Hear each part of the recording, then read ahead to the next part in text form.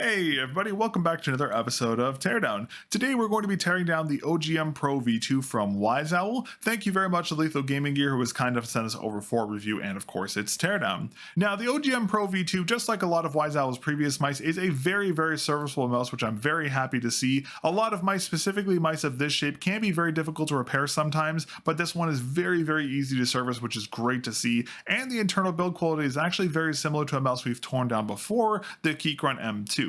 So today's teardown is going to be pretty easy, but I did want to make a guide just to show you guys how to do this in case you want to mod out these really heavy side buttons or mod out the battery as well.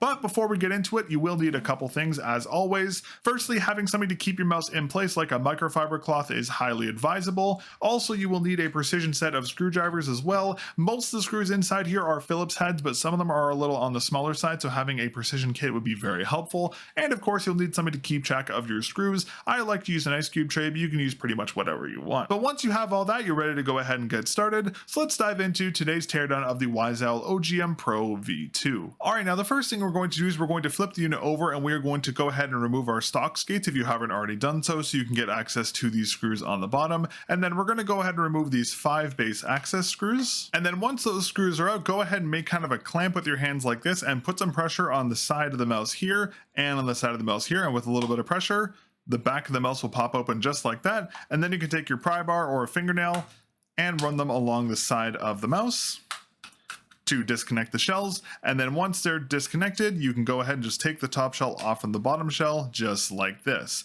Now, one nice thing about this design, again, as I mentioned earlier, very similar to the Keychron M2, is that there's no ribbon cables going from the bottom shell to the top shell, which is a really nice thing to see. So first off, we'll go ahead and put the base off to the side for now, and let's focus on this top shell first. Now, the first thing we can do here is we can go ahead and remove these side buttons, which are very easy to do so. All you want to do is just take 2 of your fingers, press them into the shell, and up at the top here, you see this little lip here. Just grab here and just pull back, and the side buttons come off in one piece, just like that. And then next up, we can go ahead and remove our main clicks by removing a screw from here and a screw from here. And then once those screws are out, just take your fingernail, go underneath these clicks and pull up, and the clicks will just pop out of the shell just like that, very easily. And that's everything for the top shell. Again, pretty similar to the previous WAIZOWL mice we've covered. Again, very easy to disassemble and very easy to service, which is great to see. We'll put this off to the side for now. Now, the first thing we're going to do here is we're going to remove this battery clamp here, which is the new thing on the WAIZOWL mouse. You can do this by pretty much just getting your fingernail on the side of this and just pulling up,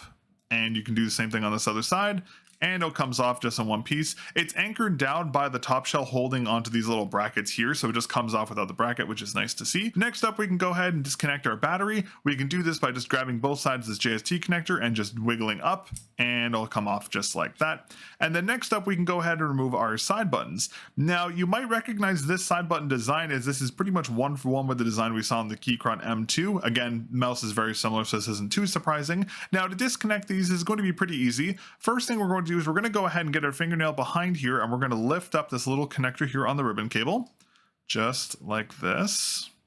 And then what we're going to do is we're going to pull the entire fixture out just like this.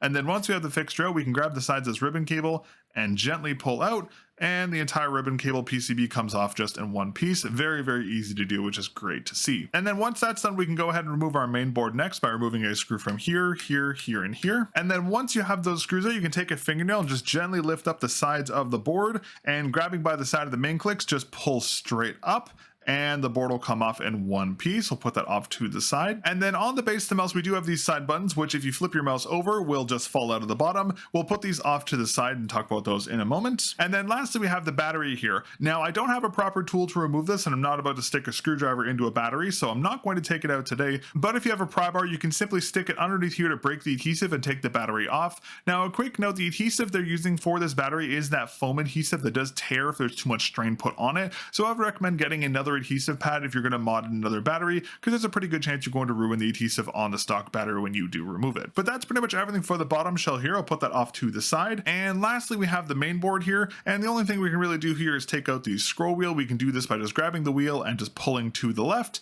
and the wheel comes out in one solid piece just like that. All right, well, that's everything in terms of disassembly. Let's talk about the boards next. In terms of the boards here, we have those kale blue bottom green dot switches for the side buttons. Again, as I talked about in my full review, I would have much rather seen Wano black shell white dot switches here, but it is what it is.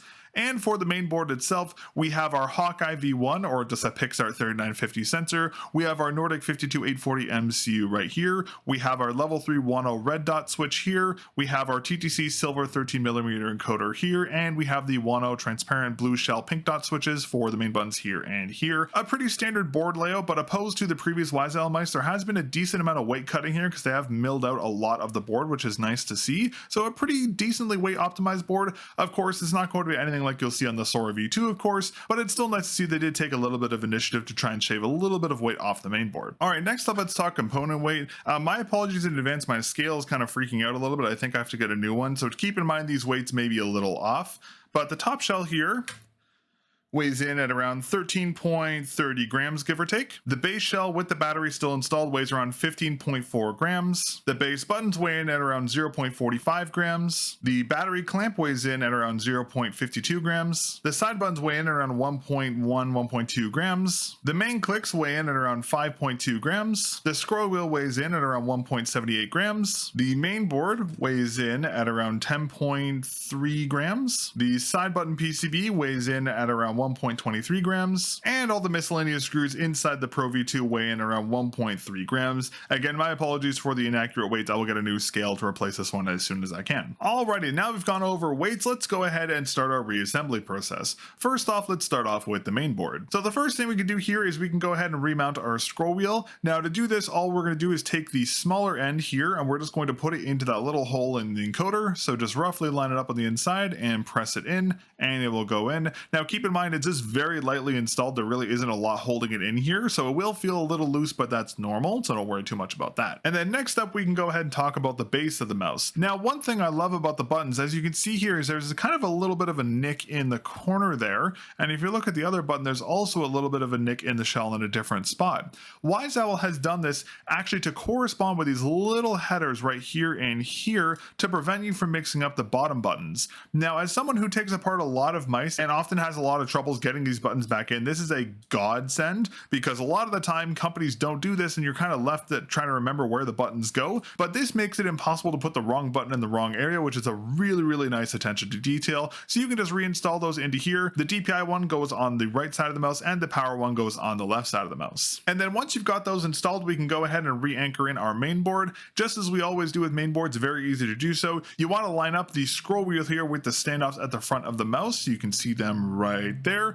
And all you do is just drop the board right on top, just like that, and then just put a little pressure on the top and the board will sit down. You can tell that the PCB made proper contact because the PCB standoffs will be roughly at the same height of the board itself, and that's how you know it went in properly. If the board doesn't go down, it's most likely because the scroll wheel is improperly installed or one of these buttons is in the wrong spot. So just reseat the buttons, reseat the scroll wheel, and this board should sit flat again. Once the main board's reinstalled, we can go ahead and put back in our anchoring screws. There's one here, here, and here. And then once we have that done, we can go ahead and reconnect our battery. All we do is just take this header and plop it back into its little JST connector here. And then once you have it roughly in, just take your fingernails, press in on the sides, and that'll anchor that connector back in. And then we can also take this little battery brace here and we can reinstall that just by putting it over the little holes here and pressing down on both sides just like that. And then lastly, what we can do is we can go ahead and reinstall our side buttons. Now the process for this is going to be pretty similar to how we did it on the Keychron M2. It's a little different, but bear with me here. So what we're going to do is we're going to hold the board like this.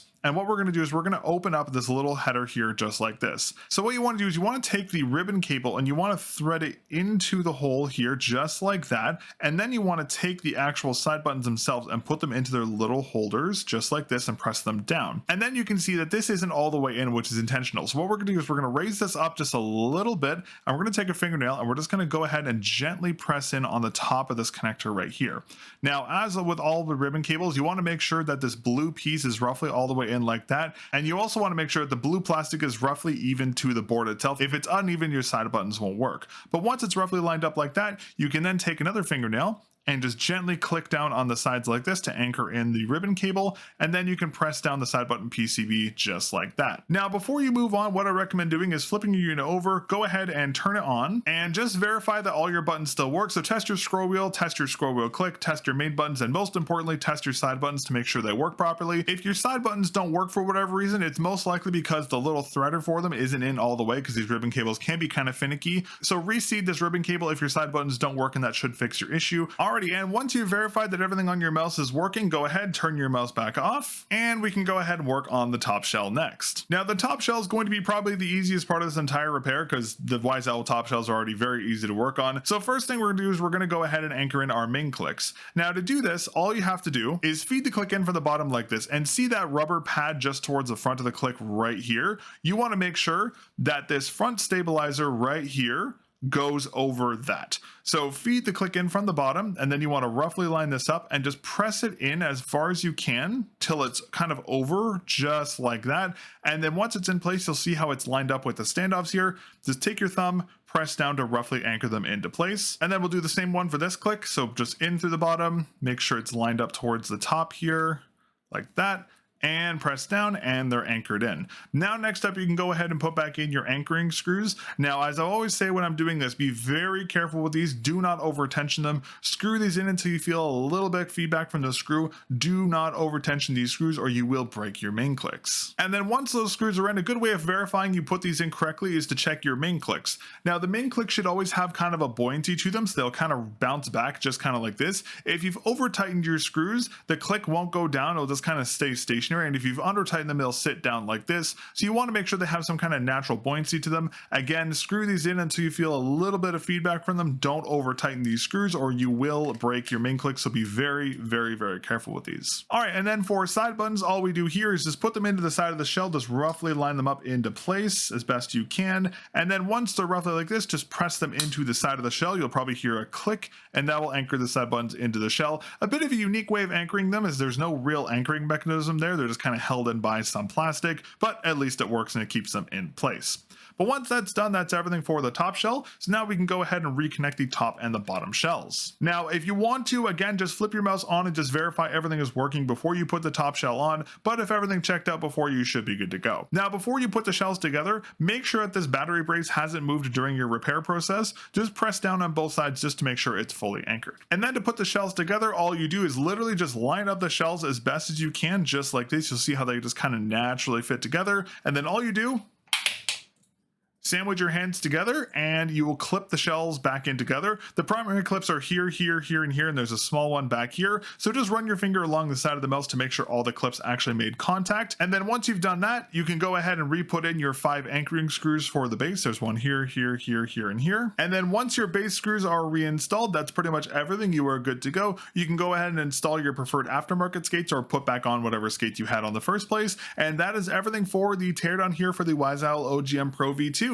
Overall, as expected for a WAIZOWL mouse, and as I mentioned in my full review, a very serviceable mouse, which is great to see. I'm very happy to see that the great serviceability of the previous WAIZOWL mice has carried over to the OGM Pro V2, and I really like that it's very easy to replace the pieces inside here. I'm also really happy to see it's very easy to mod this mouse because it'd be very easy for you to mod out the side button PCB for a lighter switch and also mod out the battery as well, which is great to see. But with that, that's going to be everything for today's episode of Teardown. Thank you very much to Lethal Gaming Gear, who was kind enough to send over the Pro V2 for review. I greatly appreciate it. Thank you very much to our channel members, UKI89, Prince, It Was Luck, Lunaris, and Mark World. Your support is greatly appreciated. If you would like to become a member here on the channel and support what I'm doing here with the Teardown project and the in-depth reviews, you can become a member here on YouTube for only $2 Canadian a month. It is one of the best ways to directly support the channel, so thank you very much in advance for your support. And you can also use code MELON with a 0 over at Lethal Gaming Gear, Metkeys, Potent Gaming, TJ Exclusives, and a couple other retailers to save yourself a couple bucks off your orders and help directly support the channel. But that's everything for today. Thank you very much for watching, and I'll catch you all in the next episode of Teardown.